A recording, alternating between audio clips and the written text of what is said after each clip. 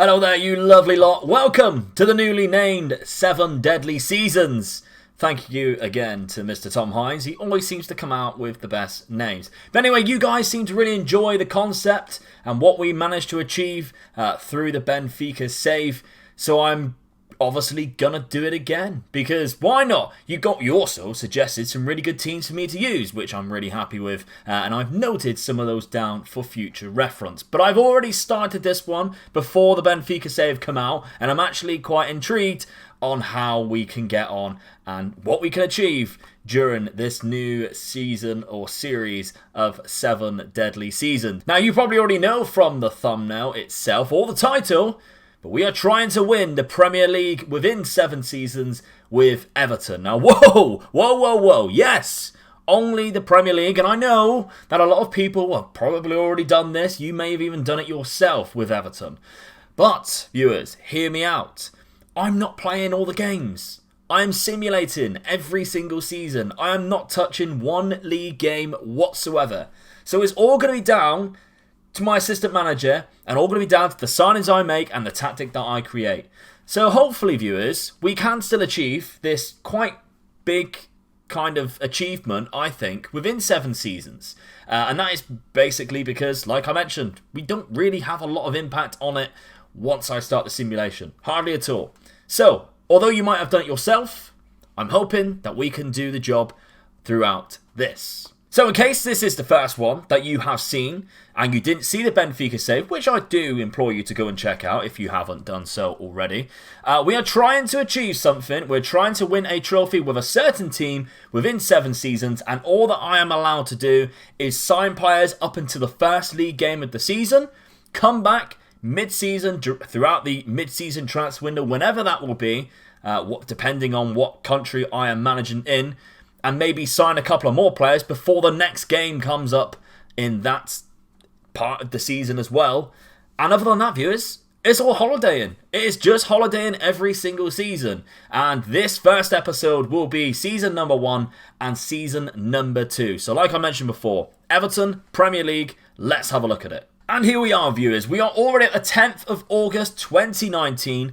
Our first league game is Leeds. Now, you might be thinking, but Luke, Leeds aren't in the Premier League in 2019. I have downloaded the most recent transfer update, which I believe was before the very first game of the Premier League season this season. So you might be watching this a couple of weeks later on because of the scheduling, but that is when this has happened. So the transfer window is still open in real life. Some transfers may happen still in Everton's team and will line up, and certainly across the Premier League it will, hopefully for Manchester United.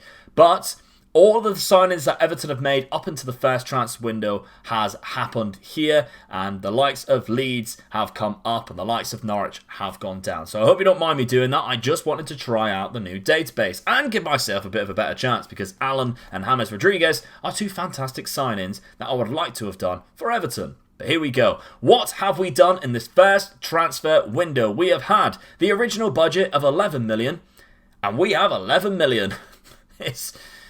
We've done some stuff though, I promise.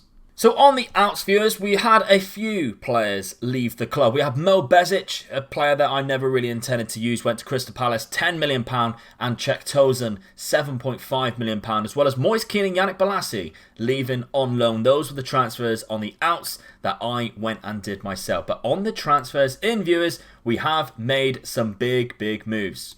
We've made one big move. Chris Mepham. It's Welsh, and I don't know how to say it. From Bournemouth, though, £37.5 million. Now, with Benfica, we have a high reputation. We're playing in Europe, which means that we can attract better players. With Everton, I have already found that we are struggling to do so. So, with the money, I thought we needed, the gap in the team was a good centre-back. And this man is a good centre-back. So we spent the money, we splashed the cash, £24.5 million. He's 6'3", just 21 years of age. He has a good potential on the game, so hopefully we have a good potential version of Chris.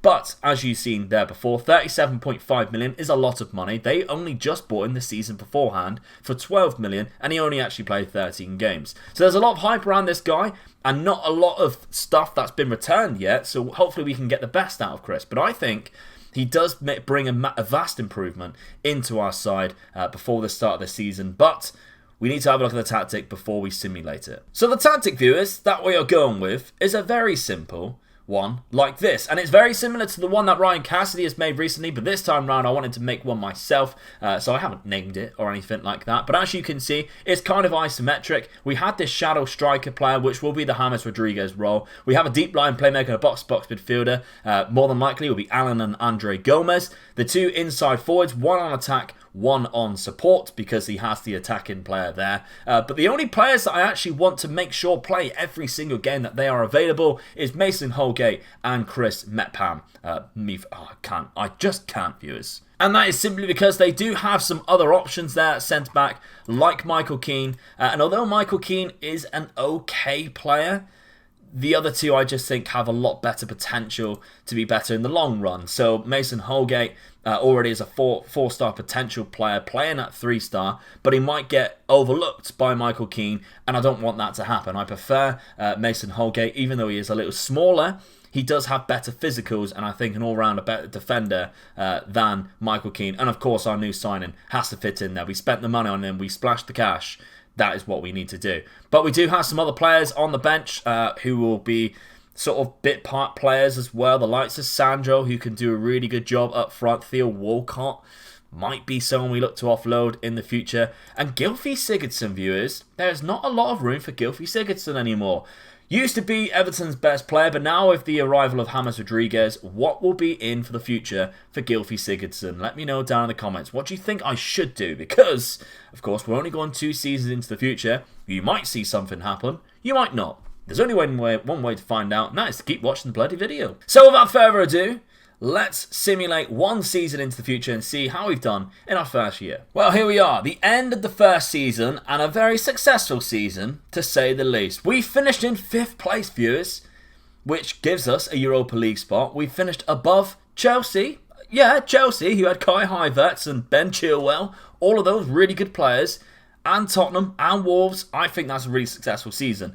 Leicester finished in 12th place, but also we're runners-up of the FA Cup, which we went on and won. Now, don't ask me where the Carabao Cup is.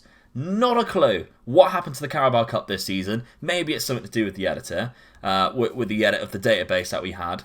It just doesn't exist. Fulham, Southampton and West Brom going down. But I can't believe it, viewers. Within 1 season, we've managed to win the FA Cup. So I'm really happy with that. Of course, Liverpool and Manchester City there battling out. Only 1 on goal difference for the league title. Manchester United finishing in 3rd place. Arsenal comfortably finishing in 4th. We were scraping by towards the end of the season, but we managed to get there. And if we do have a look at some of these performances here, we've managed to pick up some good wins against some very good teams. We drew 7 games against a lot of teams that really we should be beating, and we lost against pretty much just a lot of the big sides, and Aston Villa and Palace down there, obviously 2 teams who you would consider winnable games. We lost a 6-2 to Newcastle as well, which is rather bizarre. But if we do look at the schedule, this is how we pretty much got along throughout the season. We had a very rough patch there, November through to December, maybe down to injuries, maybe just down to a difficult schedule-wise. But then around about Christmas, we picked up some great wins, a 5-1 victory over Manchester United, a Sandro hat-trick, viewers, a Sandro hat-trick, which you don't really see very often. But we continued that run on through to an unbeaten January, a very nice January, where we only actually dropped 2 points in the league and we won both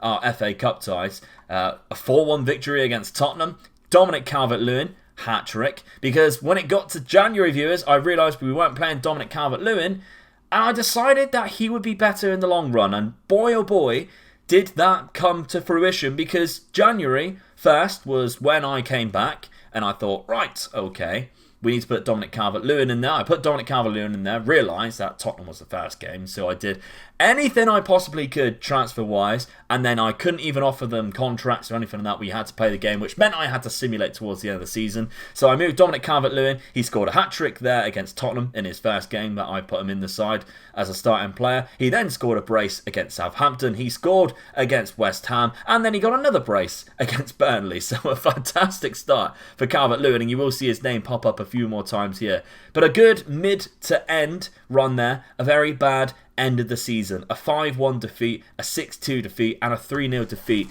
in May all meant that really our hopes of a top 4 spot was squandered. So that's unfortunate. But we did win the FA Cup, like we mentioned, in extra time. Thanks to another Dominic Calvert-Lewin brace. But Mason Holgate with the winner in the 93rd minute. Fantastic FA Cup final, I think. That would be the case of that. So there we go, viewers. But did we make any other signings? We did, viewers. We made one more signing. The man, Sebastiano Esposito. Now, you guys all know about Esposito, I'm sure, at this point of the game. Now that we are, even the FM21's been announced, you definitely know about Sebastiano Esposito as being one of the best promising strikers on the game, and we have managed to pick him up. And it's always a player that I look to go for in any save where I think he potentially might want to go to, because Inter Milan, they have Lautaro Martinez, they have Romelu Lukaku, they just don't have room for Esposito. I have room for Esposito, let me tell you that. 6'2" and he's 17 years old. I have room for him. Okay, it's just about to turn 18 by the start of the season. But look at those physical attributes already. Stunning. Technical attributes, they will increase, let me tell you that. We brought him for 19.75 million. We didn't play him because of Dominic Calvert-Lewin and how well he had been doing. But we will be playing. We will be seeing Esposito in the future for sure. Maybe it was my mistake not making him available for the reserves. Maybe so. We did sell Sandro as well for £20 million in the January. I transfer listing for £20 million and set it so that it just gets done if when I holiday someone comes in for him. Thankfully Leicester did, £20 million, and we managed to sign Esposito £19.75 million on the 11th of January eventually. Lovely stuff. Okay. Let's go forward and have a look at pre-season number 2. Well, here we are. It is the 8th of August 2020. We are at the start of the new Premier League season. And yet again, we're playing Leeds in the first game. So that's quite funny how that's worked out. So, we have made some massive signings. This was a big transfer window that we had throughout this pre-season. I wanted to push on and maybe buy some players for the future that would help us in the long run. And transfer-wise, we have been very busy. I want to see our initial budget. It was £33 million, so good, not great, to be honest. But we were quite low on the wage budget. We still have £5 million left, but I'm actually quite happy with the signings that we made going forward. But who were the transfers? Now, if we have a look at the transfer history, these are the signings that left the club. Dominic Calvert-Lewin to Leicester for £35 million. Now, I do feel kind of bad about this, because I bigged him up quite a lot. He played very well. And to be honest, if we didn't manage to sign the people we did, I would be very reluctant to let Dominic Calvert-Lewin go. But I was happy to see the money of £35 million come in. Michael Keane, £16.5 million. Anthony Gordon, £11.25 million. That's a youngster, by the way, who I would never really intend on using. They came in for a lot of money. Fair enough. And a few other players leaving the club, including Theo Walcott for free. Bernard has also gone out on loan with a view to be bought, viewers. I think that is very important to have a look at. If he plays a certain amount of games, I do believe they buy him outright. Am I right in saying that? There we go. After 20 matches played, if he does play 20 matches for them, £20 million we will receive as a transfer for Bernard. So he will be leaving the club because I think he is one of their first team players now. But we have made some signings, viewers. Let's have a look at them. Starting off, you might obviously recognise a couple of names already, but we have Antero Noves. I've seen 20 determination, and I've seen that he wasn't a complete idiot on the pitch, and I thought for the price of 30k, couldn't say no. He plays as a striker or a right midfielder, but he only has 10 finishing, so more than likely, if he does develop into anything, it will be a right midfielder. But great determination, and he has a driven personality. He has decent potential, not great, so maybe we'll see him in the future, but for that price, why would I say no? We also have this man, Adlong, a right back, who can play wing back, and I've basically brought him in on the off chance that we change formation and we go to wing backs. I think this guy could be quite something in the future. Our scout report said he was a 5-star potential, so ignore the fact that he's like really crap now, but 16 years old, £1.9 million from 1860 Munich, who does have quite a good little youth setup. This man though, oh my god, I'm so happy to get Gabigol. Gabriel Barbosa, another former Inter Milan striker we managed to pick up Gabriel Barbosa, viewers. I love this player. Always really enjoyed him when he was at Santos in the early iterations of Football Manager throughout 2012 to 2015. Always managed to pick up Gabriel because he was an insane player. And still at the age of just 23, we have picked him up. And I think with the tactic that we are playing and the fact that we got Esposito, we could be looking at using him as an inverted forward, which could be quite good for us. Maybe go into a 2 up front later on down the future. So let me know what you think of using 2 up top. But the number 9, he wanted number 9. He gets number 9. I'm not arguing with him. He looks like a beast. But £20 million, I think, is well worth it. He hasn't had the best couple of seasons, really, which is a shame. He only played 8 games and got 3 goals, 2 assists, 1 player of the match, but a high average rating nonetheless. But I still think £20 million is an absolute steal for this player.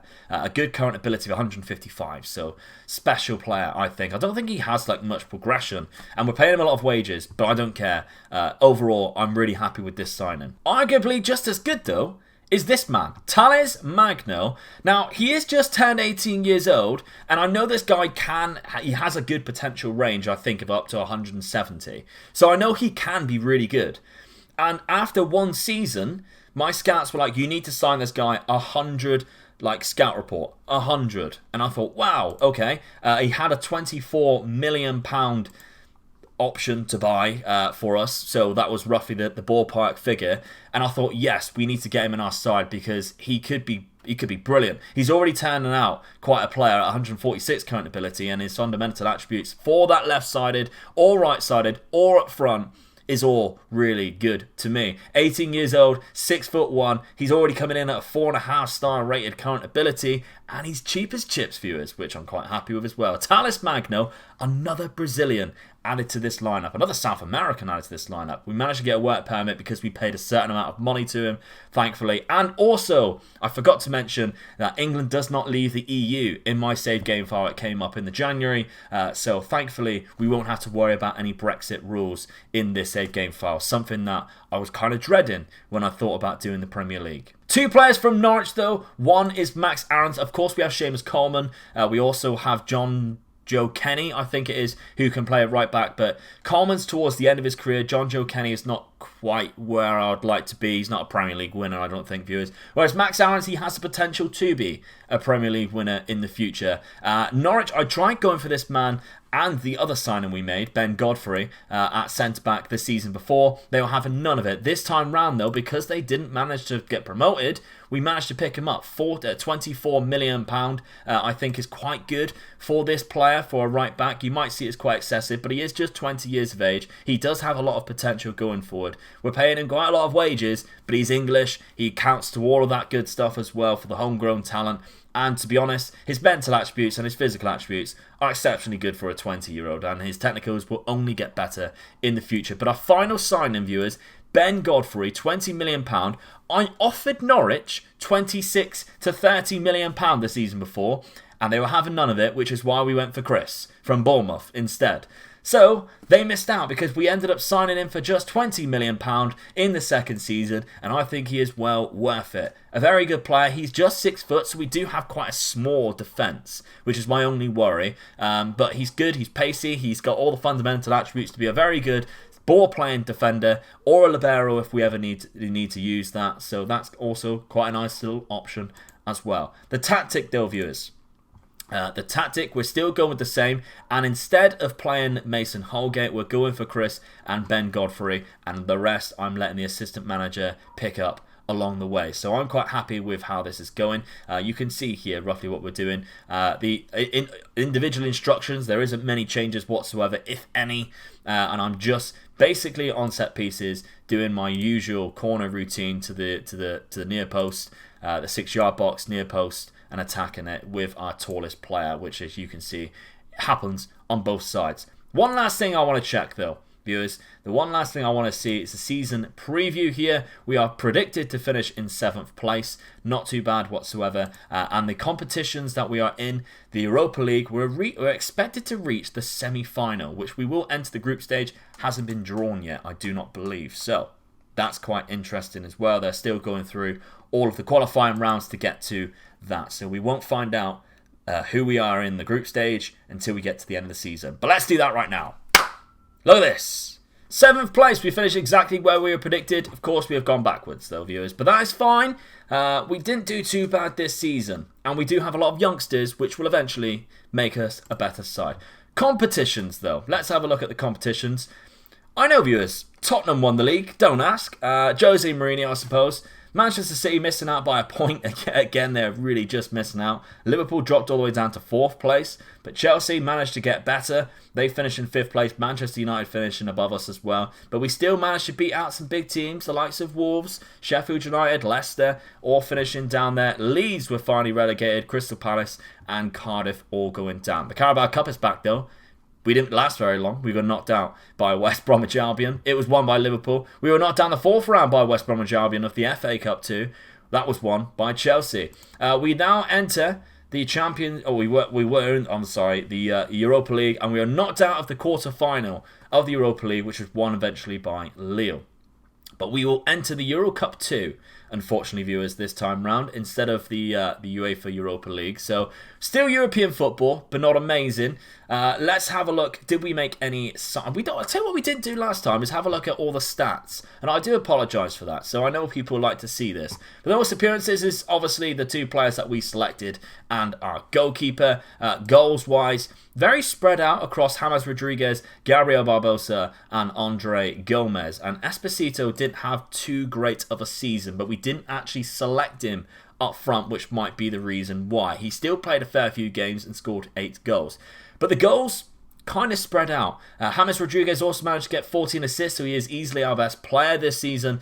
Gabriel Barbosa managing to pick up 7 assists, but Lucas Digne actually got the most assists overall, 15, and there's a lot of teams after Lucas Digne every transfer window. It's all the big names, and he is not wanting to sign a new deal. He only has 2 years left, so I am going to think about letting him go. As well as James Rodriguez, he wants to move to a bigger club. Well, you shouldn't have come here in the first place, really, James. So that can be 2 options that we look to seal the deal throughout the next episode, season number 3. And as you can see here, Bernard will be transferring to Leicester. He played his 20 games. He will be leaving after a very lackadaisical season, to be honest. A lot of substitute appearances, but that still means they pay us £20 million.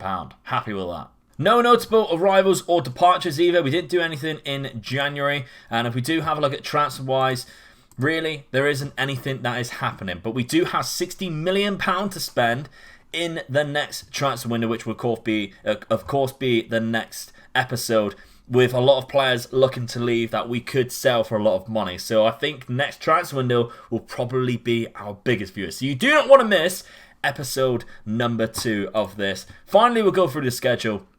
Just see if there's any weird results that we have here. It looks like we have Basel, Lokomotiv Moscow and Rosenborg in our group, which we managed to qualify through quite nicely. December was quite a tricky month if you have a look at it, really. Man City coming on Boxing Day, we drew with them. Arsenal at the start of the month, nice. So that was our only loss, really, so that's not too bad at all. Going forward towards the end of the season, we had a very good run from February into March, and we were unbeaten for a long time up until Atalanta eventually knocked us out and actually put us on a bit of a bad run. We went pretty much from January to April without losing a game, so I'm happy with that. Some really good performances. Unfortunately, a lot of them, though, were Europa League ties, so we did manage to beat Arsenal. We beat Crystal Palace there, a nice little 4-0 with James Rodriguez getting a hat-trick, so that's good. But we didn't end the season too great either. A 3-0 win over Manchester United, though, isn't bad, with Lewis Gibson scoring, of all people, who is a player you might not be aware of, but he is a filling centre-back who we obviously had a couple of injuries. He filled in, and we still managed to keep a clean sheet and win the game 3-0. So there we go, viewers. That is our season overall. I hope you enjoyed it, viewers. And if you did, please remember to hit that like button, subscribe if you haven't done so already. Episode 2 will be out in a couple of days' time, viewers. But, of course, if you are a Patreon member, it's probably already out. So if you are a Patreon member, you would have watched this episode earlier on. If you are a Patreon member, you can watch episode 2 as early as you can, because it will be out before this episode is even out on the YouTube. You get yourself early access, viewers, at just $4 a month to all of these videos like this. As long as I'm managing to record them ahead of time, they will more than likely be early access videos. So that is the link down in the description or at the end of the video, or just visit patreon.com/MegaLukeGaming. $4 a month, that's all it takes for some early access videos. But thank you very much for watching. Let me know down in the comments what you think our predicament will be with James Rodriguez and Lucas Digne. Any players that you think would suit our team right now at Everton. And guys, I'll see you in a couple of days' time. Bye bye.